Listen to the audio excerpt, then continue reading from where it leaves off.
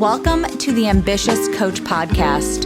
This is a place where driven, determined coaches learn how to get off the business growth struggle bus and learn how to build a wildly profitable online coaching business. I'm your host, Allison Henderson, corporate dropout to six-figure social media business coach. I'm going to show you how I've been able to create the business of my dreams organically, all through utilizing my social media platforms. So pull up a seat, take some notes, and get ready to see your life and bank account transform. Hello, everyone. Welcome back to the podcast. I have one of my favorite mommy entrepreneurs here today, Rachel Mitchell. She is the founder of My Sweet Sleeper and the Sweet Sleep Academy. I wanted her to come on today to share her story. She has 5 kids, and she just seems to rock mom life with owning a business. So I wanted to come on, ask her a few questions, and just really have her share her story. So welcome to the podcast, Rachel. Thank you so much. I'm so excited to be here and honored that you asked me. So I'm grateful to dive in. Yay. Well, I would love for you to kind of start with, sharing your story. How did you become a sleep consultant?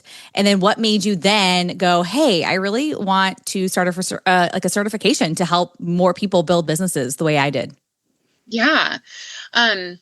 So thinking all the way back to when I became a sleep consultant, it was such like an interesting journey because people always ask me like, oh, was your son like a really bad sleeper and that's why you started this? And I'm like, no, actually, that's not, he was a great sleeper, which I was grateful for. What happened was I was working in corporate America before I had my son 16 years ago, traveling all over. I was working in the hospitality industry, hotels and marketing, and it was awesome. Like I was climbing the corporate ladder and having a lot of fun. But once I had my first son in 2010, I just felt like I don't want to do this anymore. I don't want to work 60 hours a week. I obviously can't be like traveling all over, with my newborn and doing this. So I just took a step back. I took a pause. I decided to take kind of an extended maternity leave and just ask the question, like, now what? Now what am I doing? But in the meantime, I still needed to work. And so after a few months, I decided to just kind of be a nanny, and I, watched other people's kids and they would come to our house, and that was totally fine for that point in my life. But I was asked by one of the families, they had a friend who was pregnant, and if I did night nanny work, which I really didn't, but I was like, well, I could, I guess. We lived with my parents at the time, so I had someone to watch my son, and I figured I'll just kind of try this out and see how it goes. I ended up loving it. It was mainly newborn twins that I would watch. And so I would stay overnight so these parents could get rest. And then they were referring me to their friends. And it was like a couple of years of me doing this work, to where I realized I'm getting asked all the time, like, how are you getting them to sleep? What are you doing? What's your routine? And I was kind of just figuring it out as I went. I really became interested in the science behind it and like, what are ways to go about this that will help these babies, long term. So that's when I decided to get certified in pediatric sleep consulting, which there weren't actually a lot of certifications back then. I actually also became a maternity sleep consultant. And at that time, launched my practice. I realized obviously like working with one family at a time is, I can't reach as many people. So I stopped doing that night nanny work and decided to open my own sleep consultant practice and work with families still, met with some of them in person, but also mainly virtually and online. And that just expanded to classes and digital classes and more resources and online presence. And then in 2019, I had realized, okay, I've been doing this work for about 8 years now. I would get asked all the time by other people, like, how did you do this? How did you get into this business? And I would kind of share my journey with them. And then they would ask, well, how do I get certified if I wanted to do that? Or like, what do I do?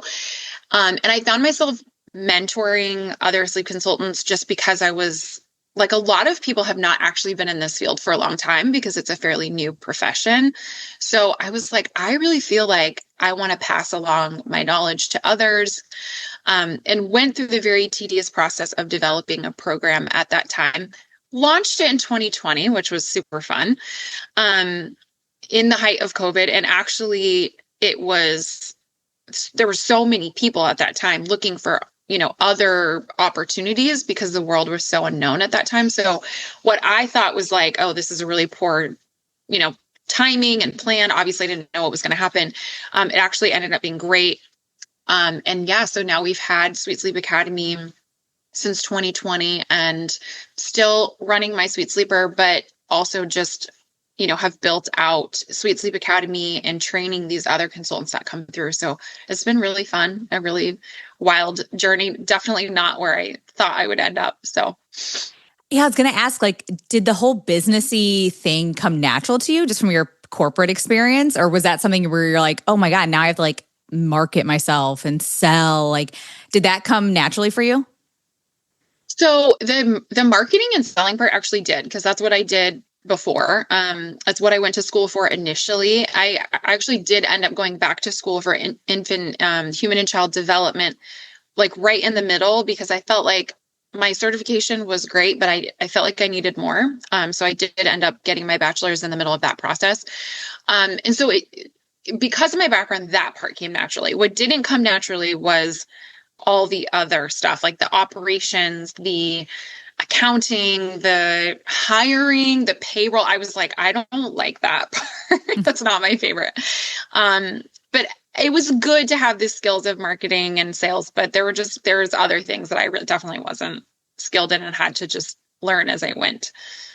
Yeah, I think, even to this day, like every time I have to message my accountant, I'm like, I just hate this so much. There's just definitely things in my business too where I'm like, nope, that's just not the fun part of it. But you got to do it. You got to learn how to do it or hire somebody that knows how to do it, like the accountant. But yeah, it's just, there's just certain things. All right. So I guess I want to go back to 2020. You just launched this new certification program. Like, tell me like what your steps were to get people enrolled into that. Because I think a lot of people are wanting, not necessarily maybe to do a certification program, but they're like, I want to do a group program, or I really want to launch this new thing. Like, what were some of the steps that you took to do that?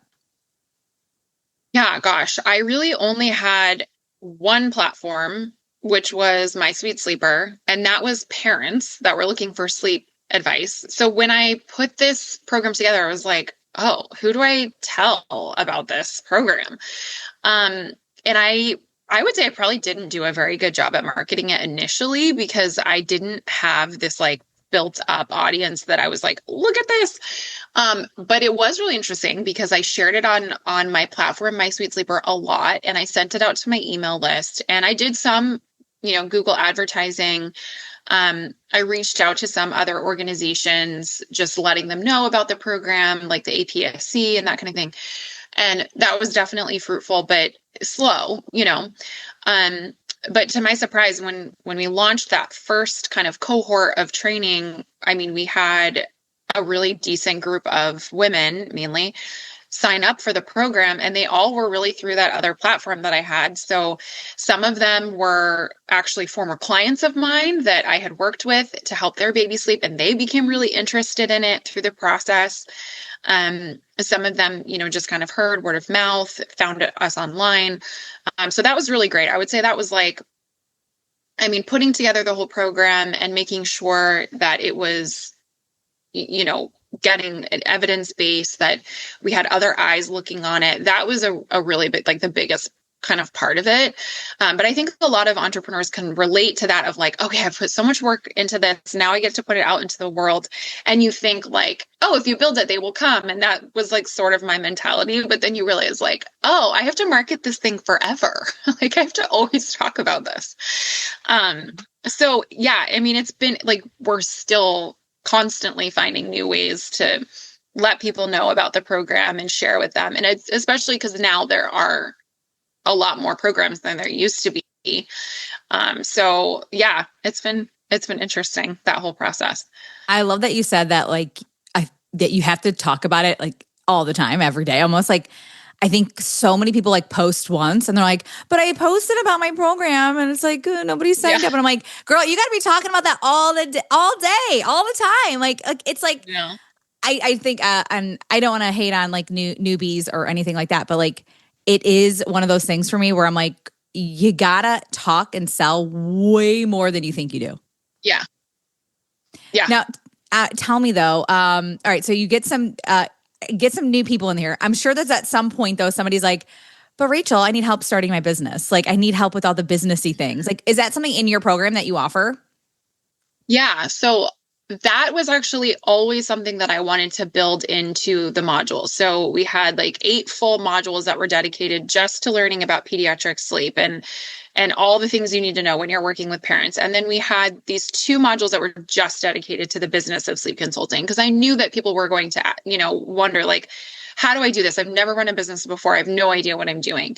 And I really wanted to pass on that knowledge and experience as well of this is how you market. This is how you set up a website. This is how, when you, outsource on things that you don't know how to do or how you do research on things like that. So that was always a part of the model, but I didn't realize, I would say, how much really these individuals would need support after they graduated.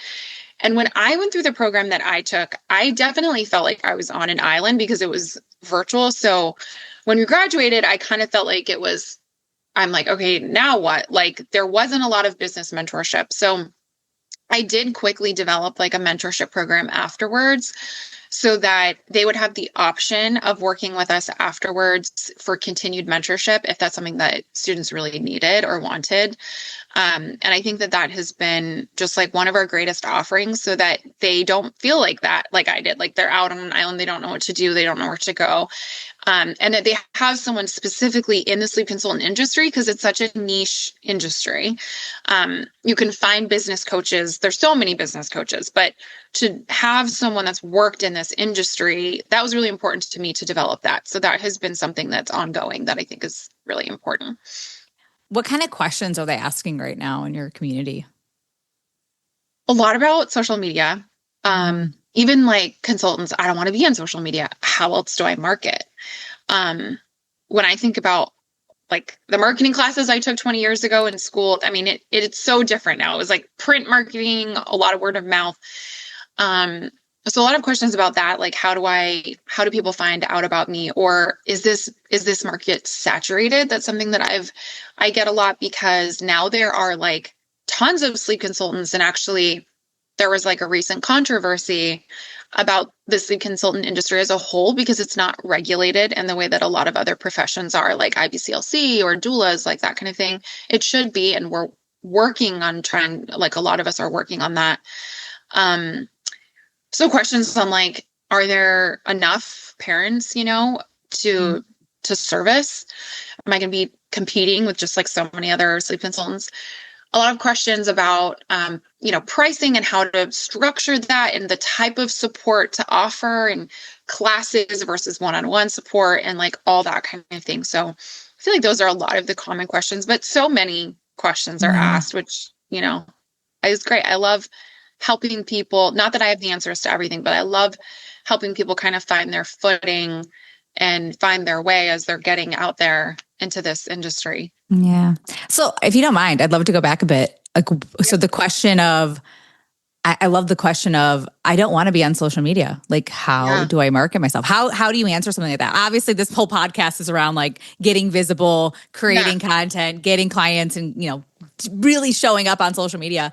I also throw in some like in-person stuff, but I'd love to kind of hear your perspective because I'm sure there's some sleep consultants and just coaches that are listening right now being like, I am kind of leaning towards, I don't want to be so much on my phone and on social media all the time.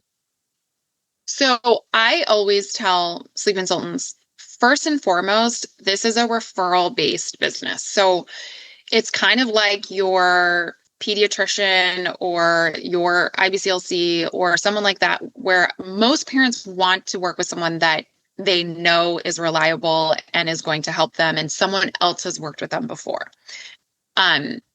So first and foremost, I'm telling them, like, make sure you have some kind of rewards program or review program, or just like you're encouraging parents to constantly be referring you out. Like that's your biggest compliment. So emphasize that, right? Because that's important, and that you don't have to do that on social media.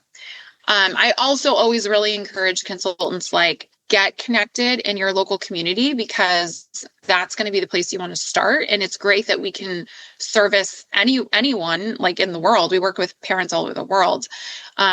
But get connected in your local community, and still that grassroots marketing, I think, is important, like boots to the ground, just like shake hands, attend local events if you can.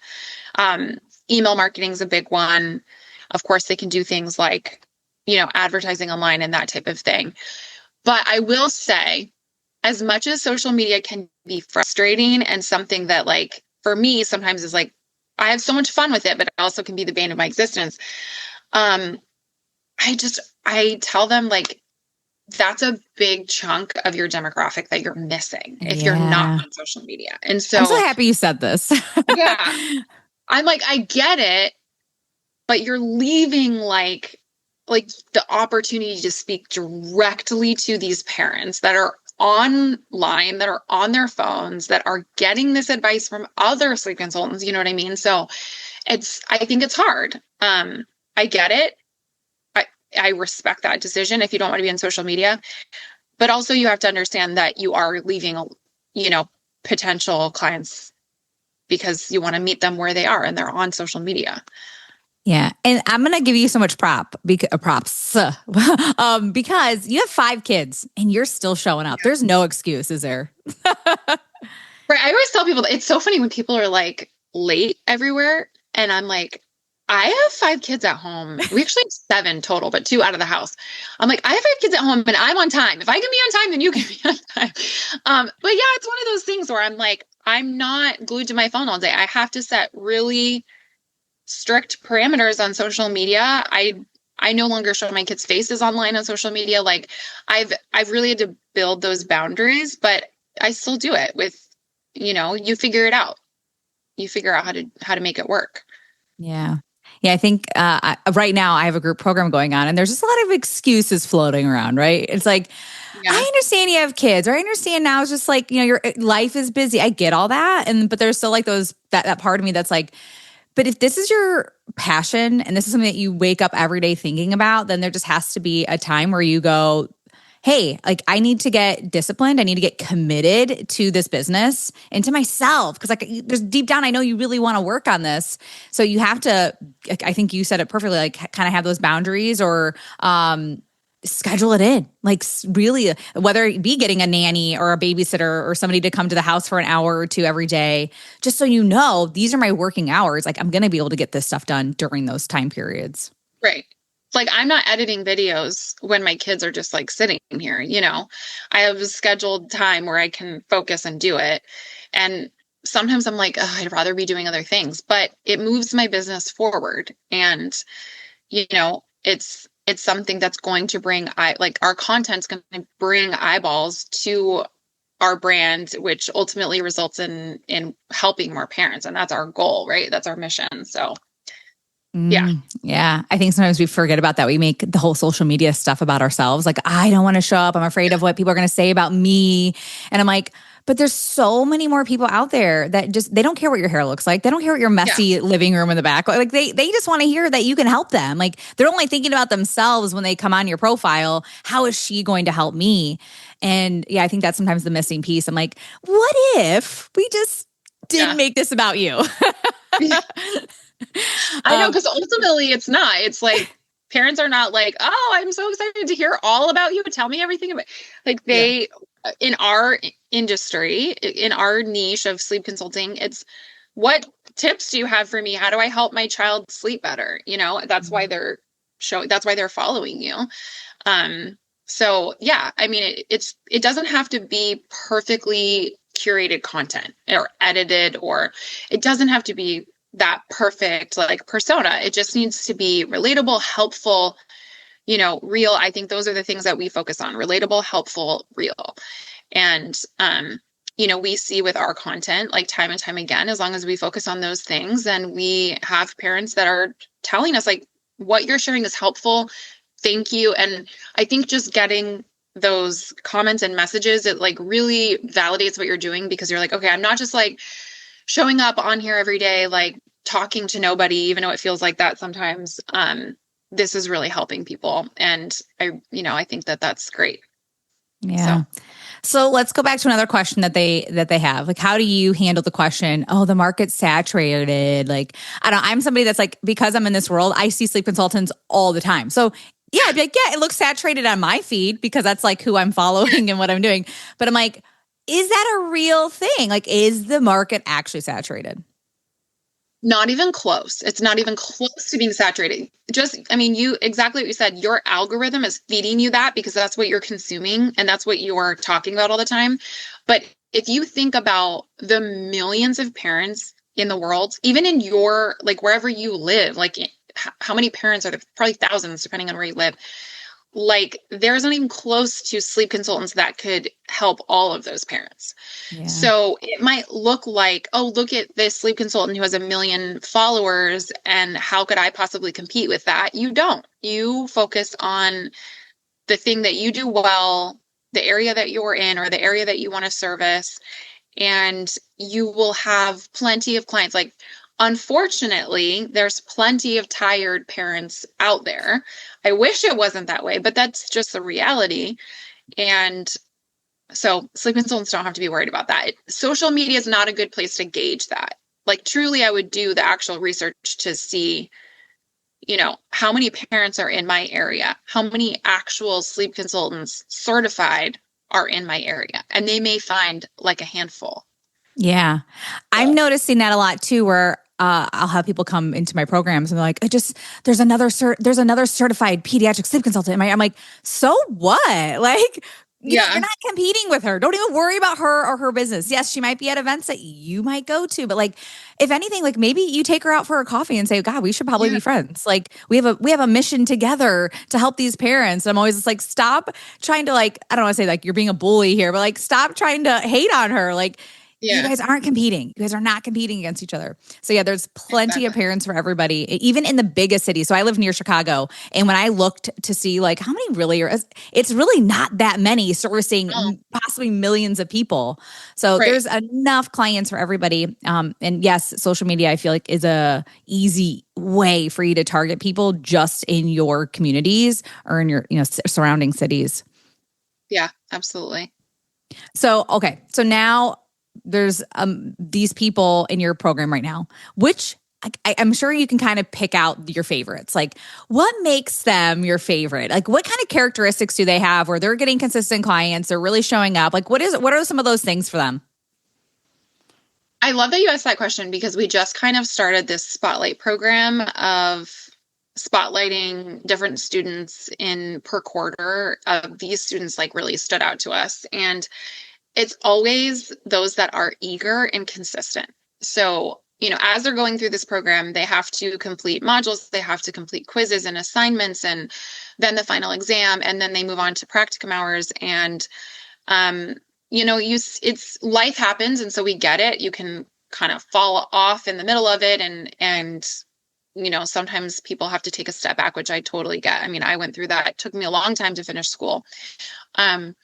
But I see just a lot of students that are eager and they're ready and they're like, they want to learn and they're teachable and they're just excited. And so I think just having that, like, I'm going to work hard in the program, and that shows me like they're going to work hard when they graduate. Like I know that they will. And then I see that they've really built these successful businesses, or that they're working for another successful organization.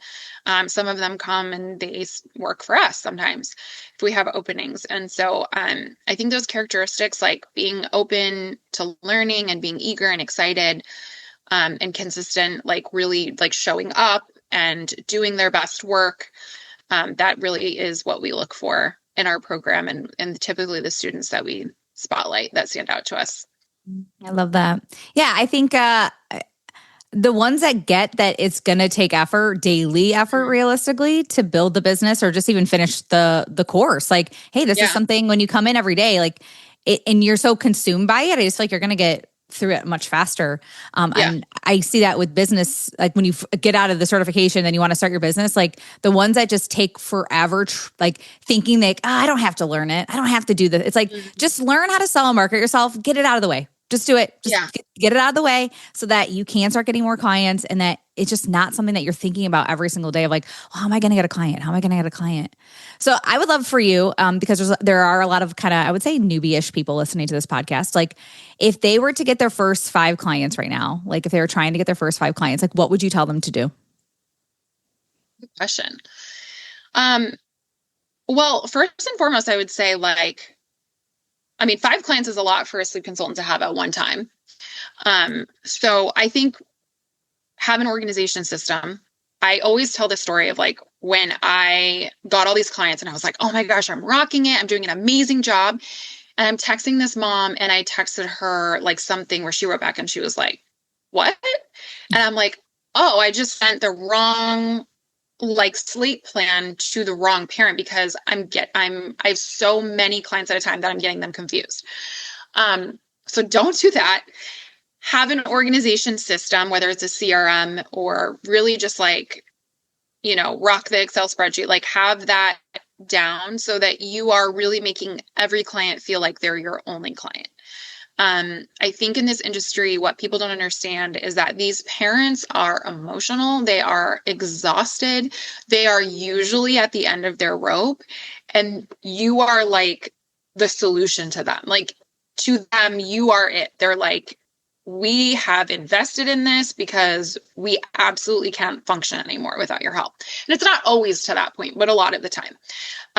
So taking that really seriously and making sure that you are locked in with those clients, because even though we don't necessarily want them to have to be repeat clients all the time, because that means that their child is struggling, how you service them in that time matters, because if you really were there to support them and, really were invested in their situation and their child, they are going to be the ones that refer other parents to you. They're going to be the ones that come back for your help and support in the future when they need it.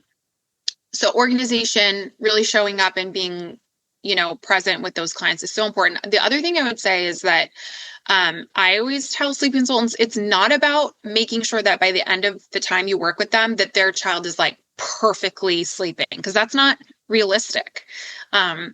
These children are not robots. They're human beings. You cannot guarantee how they're going to respond to your approach or your plan. So the most important thing that I think when working with parents is that at the end of your time, they have the tools to carry out whatever plan you've given them on their own, and they feel confident in doing that. They're no longer just like throwing spaghetti at the wall to see what sticks. They're actually like, okay, I know what to do because Sarah taught me exactly what I needed to know.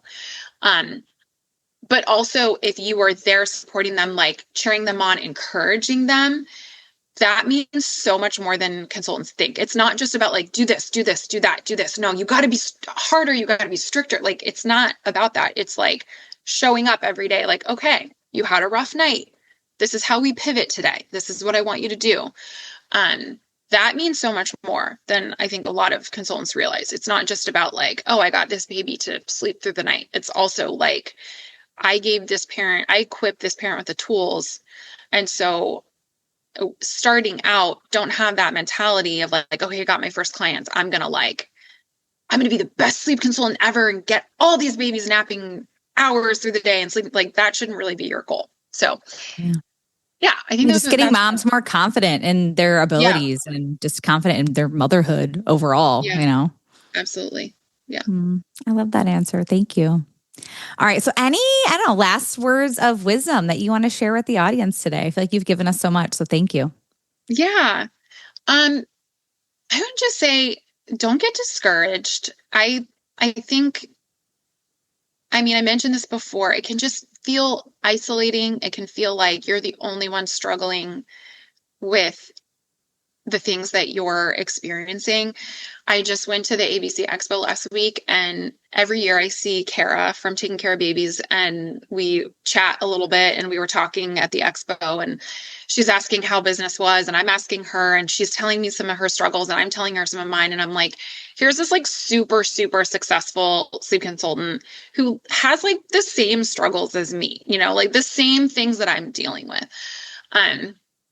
So reaching out and just like what you said, I love that, like connecting with another coach, another consultant, and like asking to grab coffee, like share some of the things that you're going through with each other. I think that's super valuable and important. And also just getting connected in one-on-one too. I think, I mean, obviously like coffee, that kind of thing, but like events, if you can, things that get you out of like your little space or even corner of the internet where you feel like you're the only one dealing with what you're going through. Cause it's not true. There's a lot. And so if you have a community, whether it's mentorship or a group that you can join through your certification program or us or whoever, I think that's really important. Not to get discouraged because it's hard. It's not easy to be an entrepreneur. Everybody would do it. It seems like the glamorous, glorious life, but it's not. It's the emotional aspects. Mm-hmm. Yeah. And yeah, go ahead.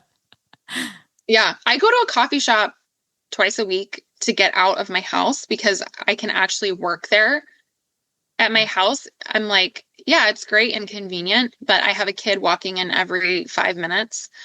Or like this laundry buzzer going off, or like me just like staring at the things in our house that need to get done. So that's another thing, like get out of your house and have some kind of dedicated workspace if you work from home where you can like focus. That's been like a game changer for me. Yeah. Anytime I hear mom and like you immediately get out of your zone of genius where you're like, oh, but I was like in the middle of writing that. And it's just like, But yeah, when you're at a coffee shop where you can just be like, I'm locked in for the next either 20, 30 minutes. I don't care. I'm just locking in. I'm going to finish what I need to finish and then I can go home. But I love that. Like kind of like a pattern interrupt in a sense. I always tell clients too, like if you got to like lock yourself in your car in the garage, like do what you got to do. Because honestly, the minute you walk in that house, it's not easy. Because if your business is still on your brain, but it's like, mom, I need this, or mom, help me with that. I need help with the homework or whatever. It's like, it really can be, I don't want to say ragey, but sometimes it's like your insides are like, I just want to finish my thing and I can't finish it. I luckily have great help. And you don't want to be like that with your kids. Like I feel bad after, because I'm like, how many times am I like, okay, yeah, hold on 1 second, or I just have to finish this, and I don't want them to see me on my phone or thinking that that's more important, but they don't understand like, this is mom's work hours. These are the hours I'm unavailable. And you think it would get better when they're older. Like when my teenagers are home, I'm like, let me just track how many times you've interrupted me. They're so needy. So it's not just the little kids. So that's when it's good to be like, mom's going to a coffee shop.